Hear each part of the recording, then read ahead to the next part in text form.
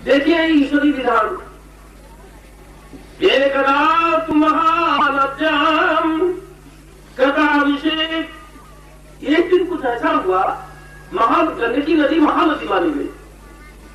गंडकी नदी की एक विशेषता सबसे बड़ी है, आज भी गंडकी नदी में ही तुम्हें शालिग्राम जी की मूर्तियां मिलेंगी, अन्यत्र नहीं है।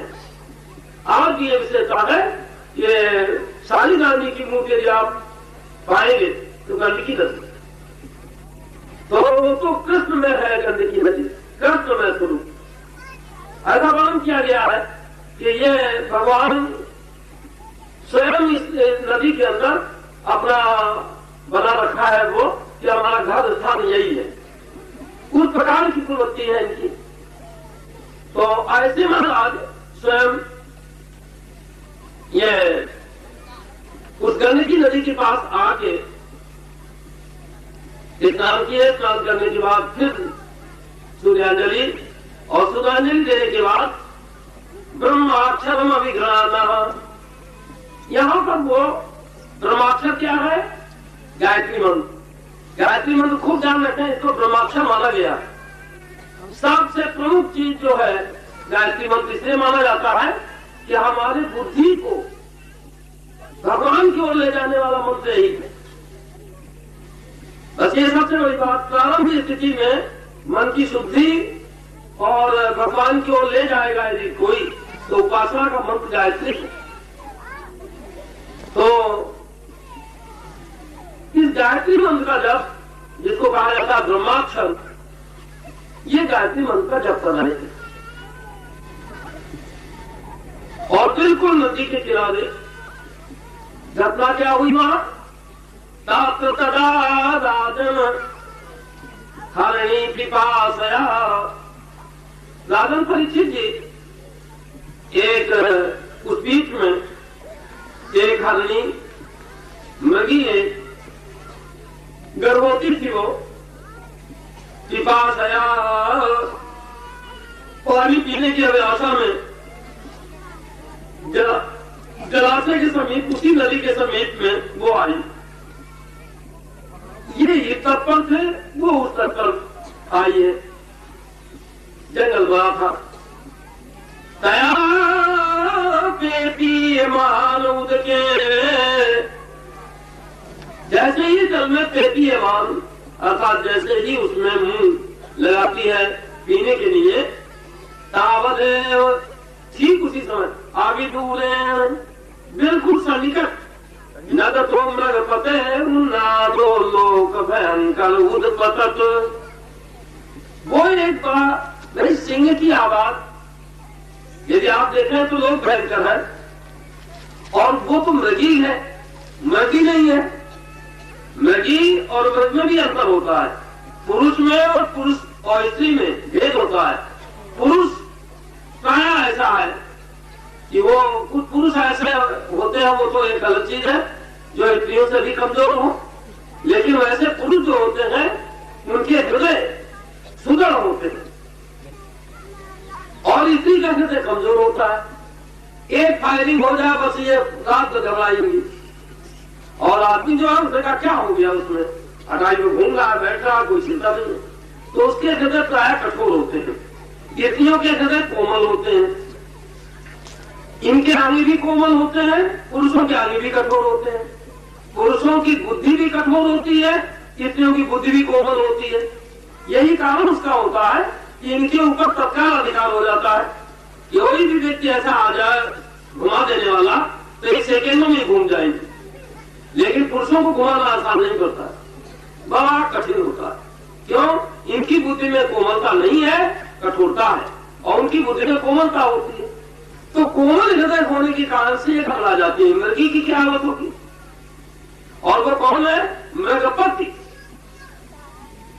वो तो मृगी का पति नहीं बताया जा रहा है, शास्त्रीय आधार से कहा गया मृगपति, जो ज्यादा घर का जिम्मेदार है उसका वो अधिकारी है। वो मृगपति उन्नारा लोग भयंकर उत्पदत, इस प्रकार का एक भयंकर आवाज, लोग भयंकर जो है वो मृगपति सुनता है, उसके लिए भयानक है। मृगी क्या करेगी बेचारी?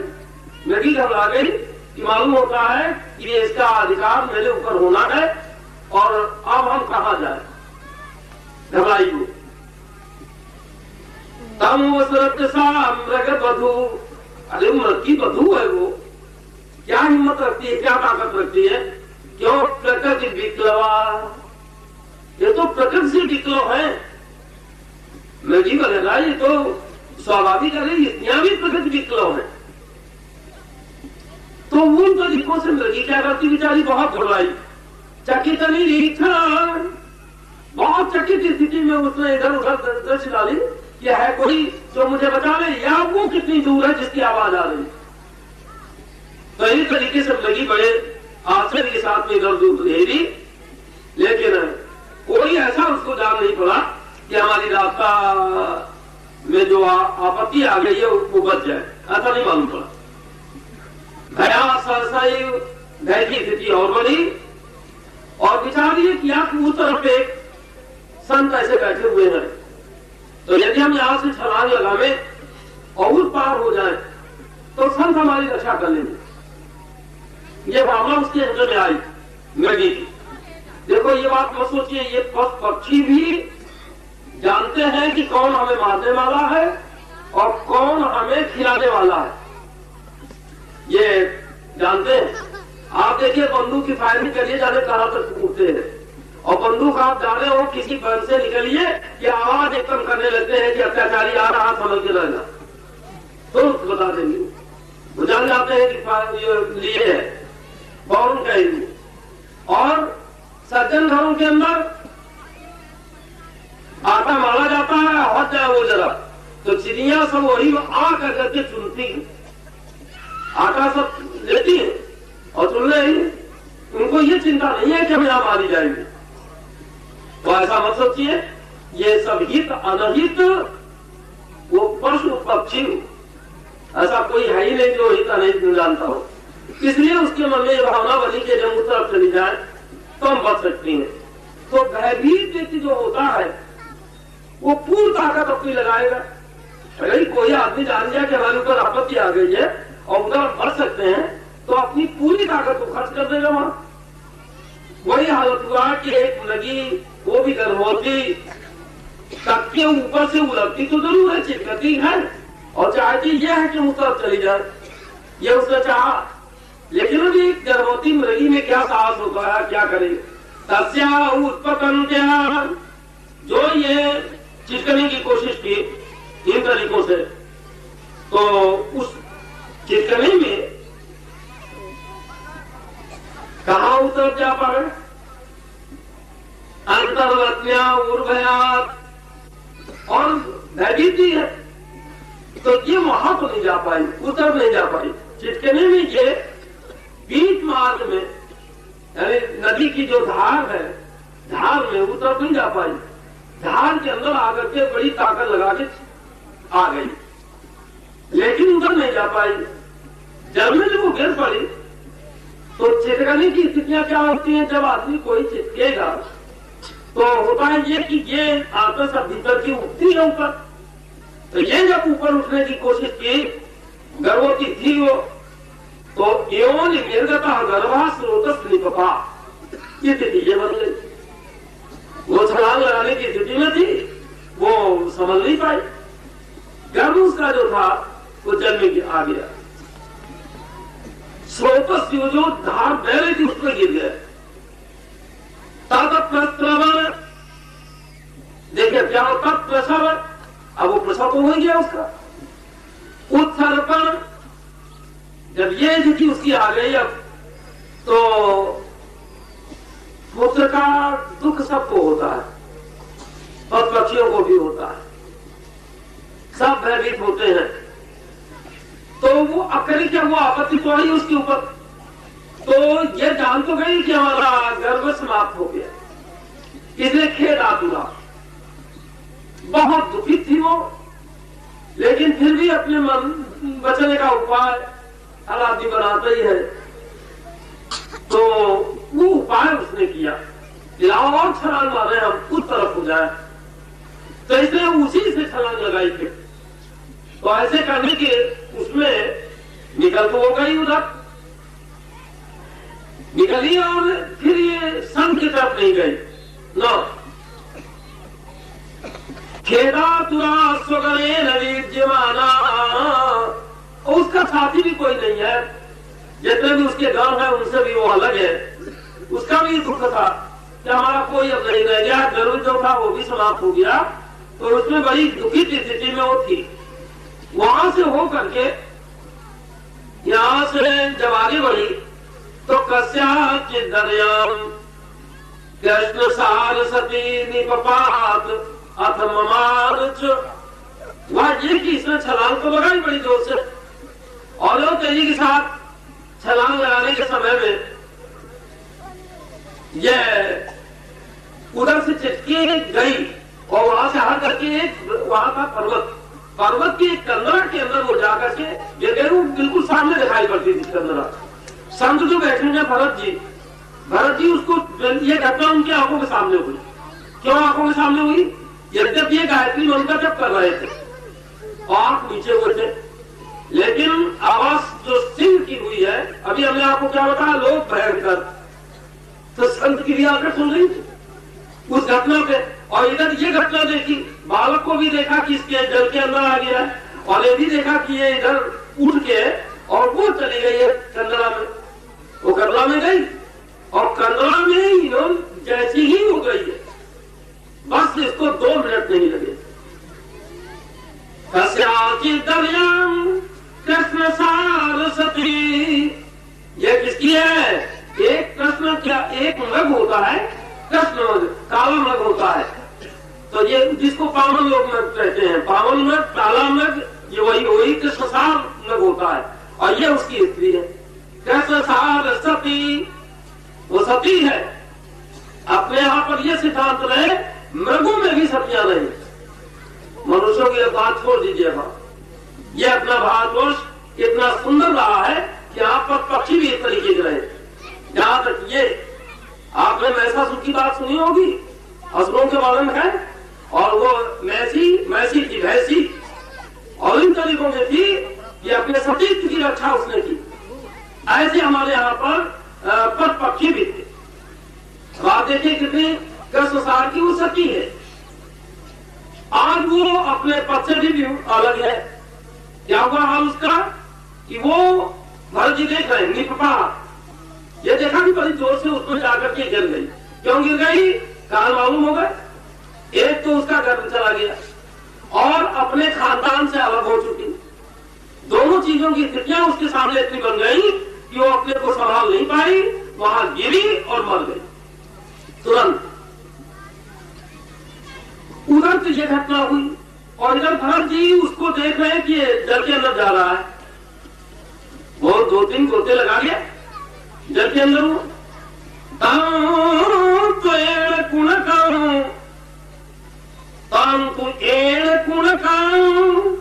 ये कौन है? एक मृग का बालक।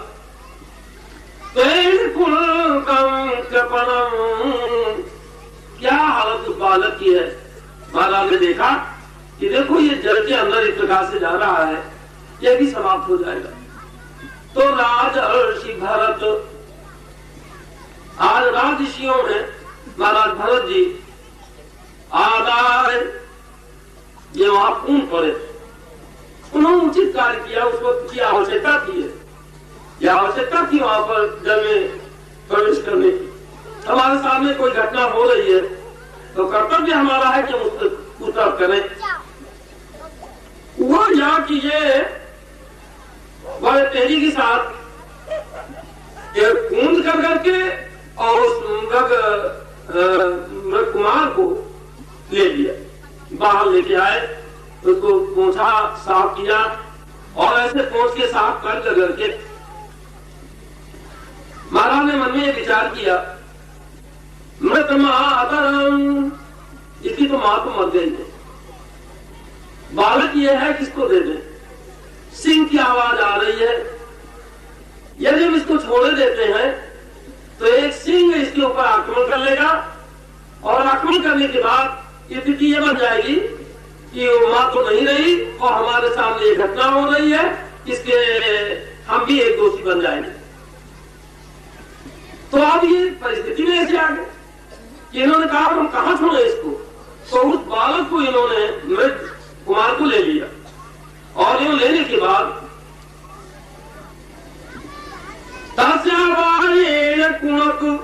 उस कुणक को बालक को लेके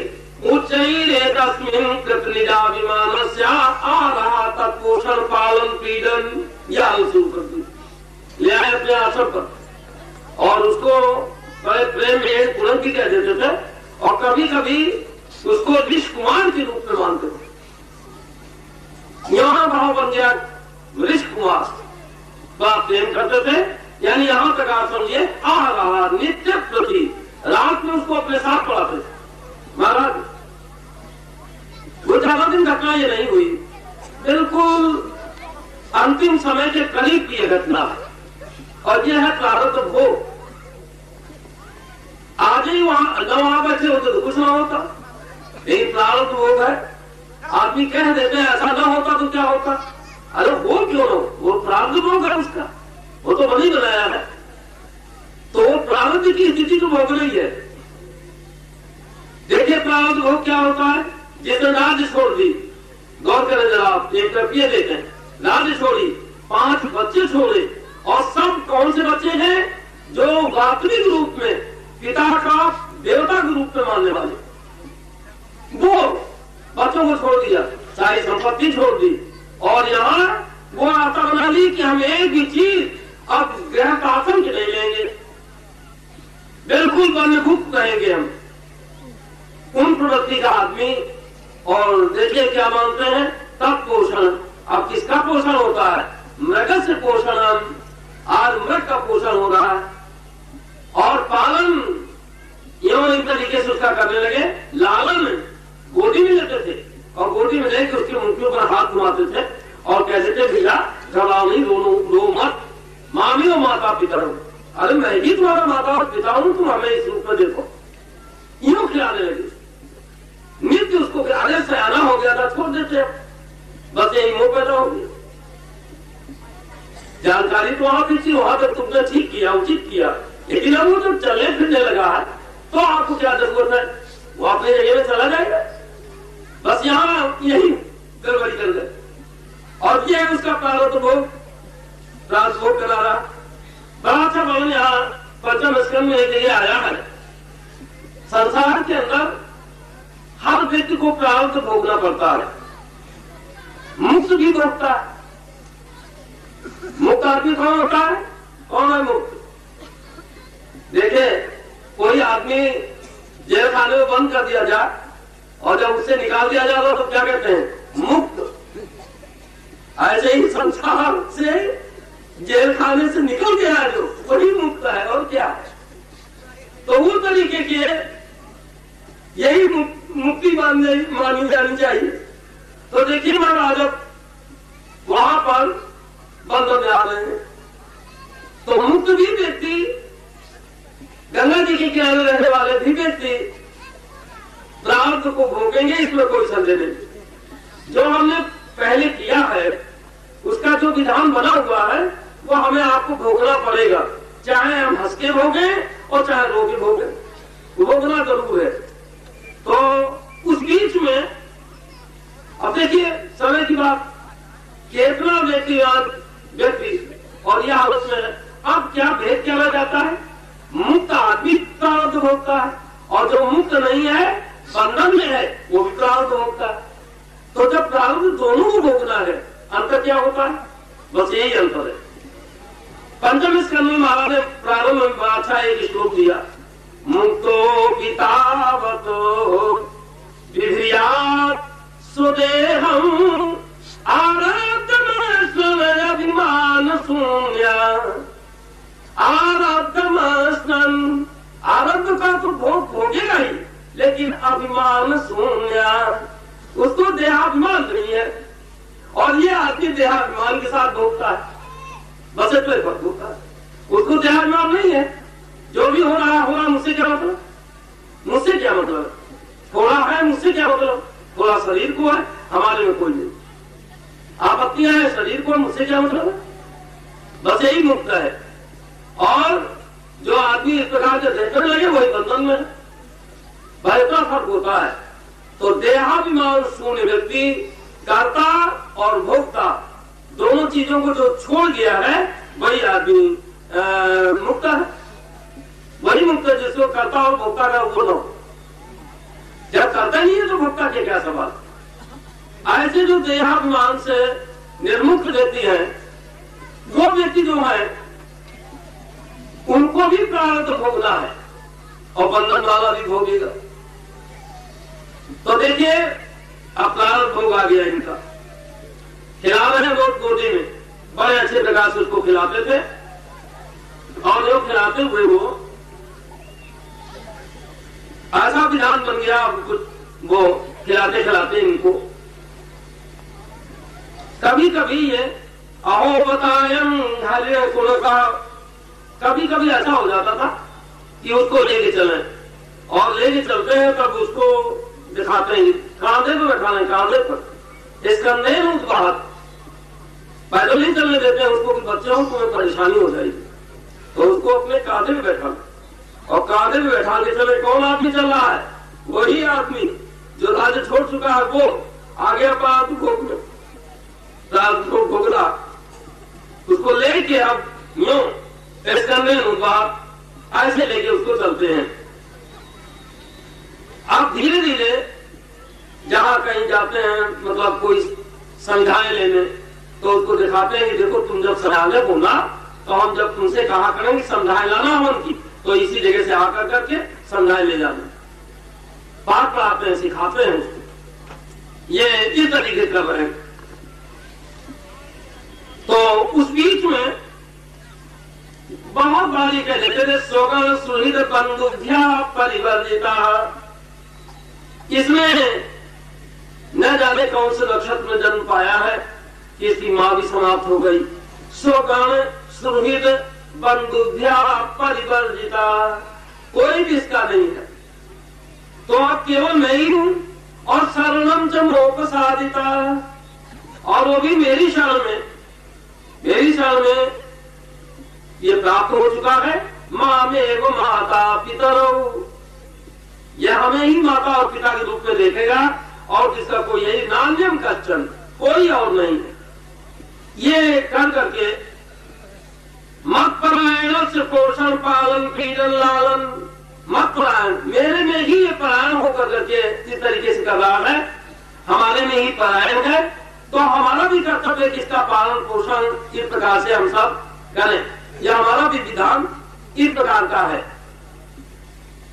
क्योंकि नूनम आर्या साधवा ऊषम शीला कृपण सुहृदय, इन तरीकों से देखा जाए तो अनेक अनेक प्रकार के कार्य ऐसे जो हैं आश्रित के किए जाते हैं, ये हमारे आश्रित है। ऐसे उसमें बड़े प्रेम के बहुत अच्छे ढंग से साथ में आसन शयन अटल स्थान असनादिषु सब साथ हो गए। भोजन भी करते हैं तो उसको साथ ही खिलाते हुए रहते हैं। फल आते हैं उससे भी कहते हैं देखो तुम यहाँ बैठो ऐसे फल खाओ, देखो हम जैसे पूजा करते हैं वैसे तुम भी पूजा करो। उसको पूजा करावे और उसी तरीके से वो करें। देखिए हालत क्या हुई, एक स्थान में रहना, सारे कार्य करना। स्नेहानुबद्ध हृदयासीत, स्नेहानुबद्ध हृदया। आज भरत जी का हृदय उस मृत के उसमें स्नेह में बदल गया, बिल्कुल बदले हुए हृदय मिला, उसकी इनको शांति नहीं। एक साथ बैठना, नियंत्रण करना, तपस्या की स्थितियां कमजोर हो गई, आसक्ति इधर हो गई। जब आसक्ति इधर हो जाएगी तो उधर से आसक्ति आटेगी जरूर, स्वाभाविक हो गया। अब ये उसी को गोदी में लेते थे, गोदी में लेके खेलना और बैठालना ये सब। कुशक कुसुम समित पलाश फलोदकानी आहरिष्यमाना, साथ ले जाए एक एक दिखाना कि देखो कुछ यहां से लेना और फूल यहां लेना, और देखो ये फल ऐसे ऐसे हैं, इनको ऐसे लाना, एक एक करके। और ऐसे उसके साथ में रह रहे हैं, साथ में जाते हैं। इसलिए वृक्षाला प्रकादिभ्या भय मन भय भयम आसन समाना, ये मानते थे कि अकेले इसको अभी भेज देंगे तो भेड़िए वगैरह अनेक जो हिंसक जीव है वो समस्त हिंसक जीव इसके ऊपर आक्रमण कर देंगे, तो इसलिए वो अपने साथ अभी लेके जाते थे। देने से क्या होगा कि कुछ ऐसी स्थितियां बन गई जब लेके जाए और कभी वो उतार दें। तो जैसे आपने देखा होगा गृहस्थाश्रम में पिता या माता जब अपने बच्चों को घुटनों से चलते हुए देखते हैं, कभी दांत आ जाते हैं, तो दोनों को प्रसन्नता होती है। ऐसी महाराज को प्रसन्नता हो रही है उस वर्ग से, वही आनंद ये ले रहे हैं। पतिश्च मुक्त भावे, जब वो चिटकता है और चिटक क्यों चलता है, तो पतिश्च मुक्त भावे, बड़े नीचे ऐसे हेरते हैं, शाबाश अब तो तुम बहुत अच्छे से हेरते हो, बहुत ही यह हालत उसकी। मुक्त भावेन तब वहां पर खड़े होकर करके उसकी उसी प्रकार की स्थिति देखते हैं। अब क्या हो गया, अति प्रणय भर हृदया, अति प्रणय भर हृदया, हृदय में तो प्रेम का भाव ही नहीं रहा, वो हालत इनकी हो गई भरत जी की। कार परिणाम इस कंधे नोती, जब ज्यादा दूर चल जाए तो एकदम भावना आ जाती थी कि थक गया होगा, और ऐसा कह करके उसको ऊपर इस कंधे में बैठा ले, आओ प्यारा तो वो ऐसे एक मुक्त को हालत ही आ गई, जैसा ही को भोगना है उस तरीके।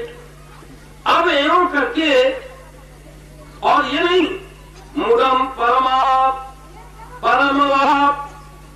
क्या आनंद ले रहे हैं उसके साथ साथ में महाराज को बहुत बड़ा आनंद ले रहे हैं उस बालक के साथ। देखिए अब उसको लेकर करके जब आए, कुछ ऐसा कारण बन गया कि इनको ये ध्यान तो ये हो ही गया, ऐसा आ गया कि हमारे कार्य में बड़ी बाधा हो गई। इतने दिन से हमने माला नहीं घुमाई और ये साथ में रहता है और हमारा कार्य बिगड़ गया। ये आया तो हमने कहा देखो एक काम करना, हमारे उधर हमारी पूजा नहीं होती है, बैठो तक, और जैसे हम आकर मीटे वैसे मीचो, उसी जगह तुम भी रहो, और देखो अलग बैठेगा ना, और ये माला घुमाने लगे उसमें। तो जिस वक्त ये ऐसे माला घुमाने तो थोड़ी देर बैठा रहे, और बैठने के बाद उसकी पड़ गई, जो आदमी एक साथ सोता हो यदि वो बड़ी में बैठ जाए तो कौन सी बुराई करता है, सारा कार्य जब उसके साथ में है इनका, खाना पीना बैठना उठना, तो यदि वो आगे भी बढ़ जाए तो उसमें बुराई किया उसकी। तो वो करता ये था कि जब ये आकर नीचे तो ये आवे और आकर करके इनकी गोदी में बैठ जाए, रोज की आदत पड़ी थी, गोदी में बैठ जाओ, कभी मुंह यहाँ कर दे कभी उधर कर दे, तो इनकी आंख जाती तो खुल, जब आंख खुल गई तो लड़का नहीं मानेगा, समझ बैठूंगा, फिर बैठा दे उसे। ऐसे करने के बाद अब उसमें बीच में स्थिति ऐसी थी कि वो फिर आंख में थी, फिर वो आया, तो एक बार उसने ऐसे कर दिया, इन्होंने उसको एक बार कस के थप्पड़ मार दी। अरे क्यों कहता, जो इन्होंने उसको थप्पड़ मारी वो थप्पड़ जान गया, थप्पड़ समझ गया अपना, बस वही स्थिति है, पर पक्षी भी जान जाते हैं आप किधर है क्या, वो सब जानते हैं। हालत ये आई कि ये आंखें मीच नहीं और इन्होंने अपनी माला घुमाना शुरू कर दी, और वो जो था वो अपना खानदान पहचान चुका था, वो अपने खानदान में चला गया, इनकी थप्पड़ मारने में वहां चला गया। अब जब वो आगे चला गया तो यहाँ तो कुछ है नहीं, ये अपना करते रहे बने। आंख जब खोली तो एकदम ध्यान आया, देखो मैंने उसके थप्पड़ मार दी थी और देखो तब से नहीं आया, और इसको बड़ा कष्ट हुआ होगा, देखो इसकी माताजी नहीं है, इसका बाप नहीं, हमने बड़ी गलती की। अब ये ध्यान में आकर करके लगा, अरे भाई हिरण कुमार अब आओ, देखो हम उसको तो पूजा कर रहे थे, तुमसे भी बता रहे थे तुम पूजा करो, और हमने तुमसे कहा तुम नहीं मानते थे, हमने मारी थप्पड़, तो उसमें कौन सी बात, आओ आओ तुम्हें गोदी में खिला में, और वहां का बैठा है वो जो आ जाए गोदी में, ये अपना सब स्थान देख डाला, वो कहीं नहीं। अब क्या हालत हुआ, समुद्री मना नृदी नहीं वह कृपणा। क्या होती है इस पर? व्यास में क्या उपाधि? नृदी नहीं वह कृपणा। एक कृपण आदमी जिसने जीवन में पैसा संचित किया है, खजाना अपना बंद किया है, सब जमा कर उसका पैसा, लेकिन स्वतः उसने कपड़ा नहीं पहना और एक कपड़ा जहां फाट जाए टेबल लगवा देती थेगरी, और थेगरी लगाए तो कब 20 साल से पहले और रुपया जमा उसका